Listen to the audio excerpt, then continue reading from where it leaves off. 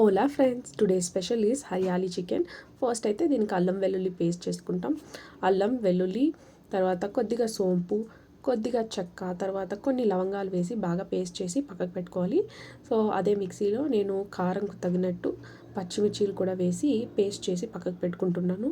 మరో మిక్సీ జార్లో పుదీనా, కొత్తమల్లి వేసి అది కూడా కొద్దిగా వాటర్ వేసి పేస్ట్ చేసి పక్కన పెట్టుకుంటున్నాను.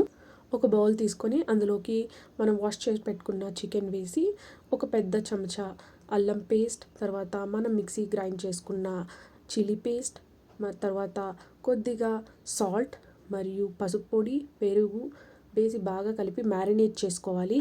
మనం అట్లీస్ట్ ఒక హాఫ్ అన్ అవర్ మ్యారినేట్ చేసుకుంటే ముక్క సాఫ్ట్గా బాగా ఉంటుంది.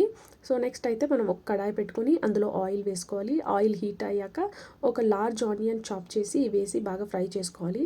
ఇందులో నేను ఎక్స్ట్రా కారం కోసం స్లిట్ చేసి 5 చిల్లీస్ యాడ్ చేస్తున్నాను. తర్వాత కొద్దిగా కరివేపాకు వేసి బాగా ఫ్రై చేసుకోవాలి.